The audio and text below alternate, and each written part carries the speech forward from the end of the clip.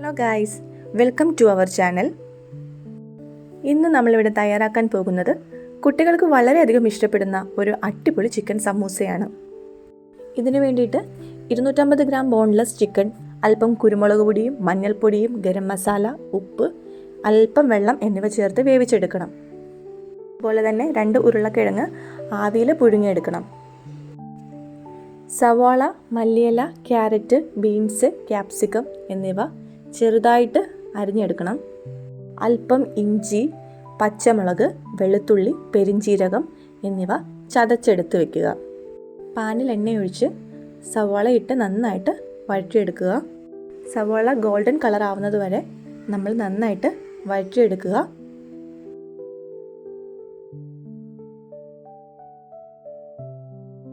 അതിനുശേഷം അരിഞ്ഞു വെച്ചിരിക്കുന്ന എല്ലാ വെജിറ്റബിൾസും ആഡ് ചെയ്ത് നന്നായിട്ട് മിക്സ് ചെയ്യുക.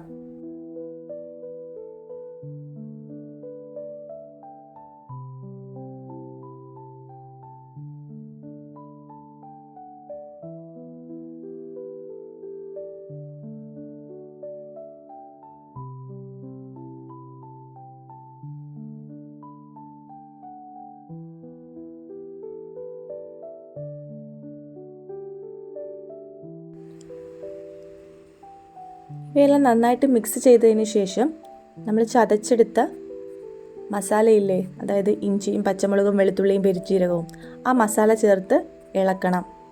നന്നായിട്ട് ഇളക്കിയതിന് ശേഷം അല്പം ഗരം മസാലപ്പൊടി ചേർക്കണം. എന്നിട്ട് ആ ചിക്കൻ ഉണ്ടല്ലോ, ചിക്കൻ നമ്മളൊന്ന് ജസ്റ്റ് ചതച്ചെടുക്കുകയോ അല്ലെങ്കിൽ ഒന്ന് കീറിയെടുക്കുകയോ ചെയ്യുക. എന്നിട്ട് അതിട്ട് മിക്സ് ചെയ്യുക നന്നായിട്ട്.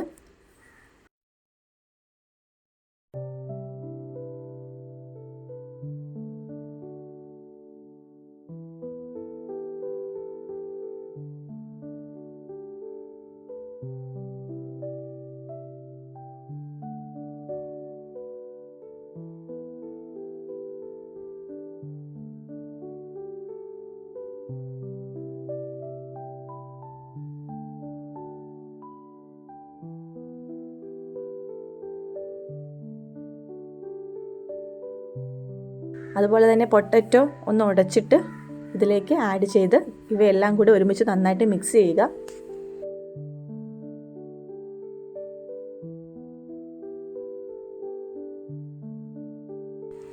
എന്നിട്ട് ആവശ്യമുണ്ടെങ്കിൽ കുറച്ച് ഉപ്പ് ആഡ് ചെയ്യുക.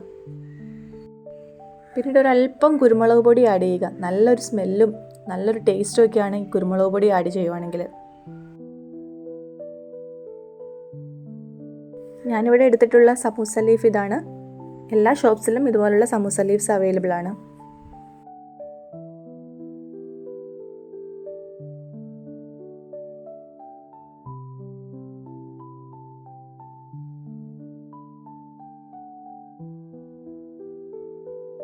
ഈ സമൂസ ലീഫ് ഇങ്ങനെ ഫോൾഡ് ചെയ്തതിന് ശേഷം നമ്മുടെ ഈ ഒരു മിക്സ് ഇതിലേക്ക് ആഡ് ചെയ്ത് കൊടുത്തിട്ട് ഒന്ന് ഒട്ടിച്ചെടുക്കുക. അപ്പോൾ ഒട്ടിച്ചെടുക്കാൻ വേണ്ടിയിട്ട് അല്പം മൈദമാവും വെള്ളവും മിക്സ് ചെയ്തെടുക്കുക.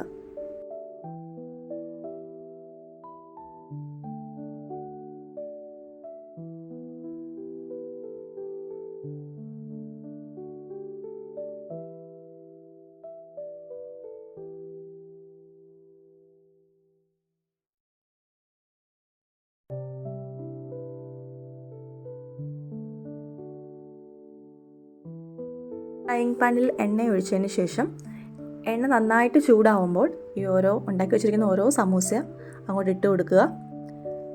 അതിനുശേഷം എല്ലാം ഒരു ഗോൾഡൻ കളർ ആവുന്നത് വരെ വെയിറ്റ് ചെയ്യുക.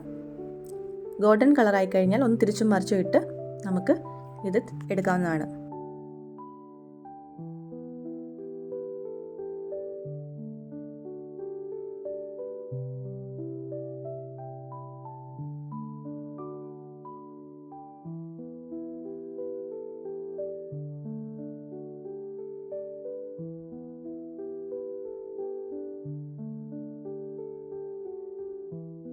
അധികം എരിവൊന്നും നമ്മളിവിടെ ആഡ് ചെയ്തിട്ടില്ല, അതുകൊണ്ട് തന്നെ കുട്ടികൾക്ക് കൊടുക്കാൻ വളരെ നല്ലതാണ്.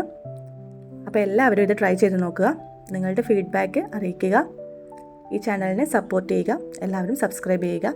താങ്ക്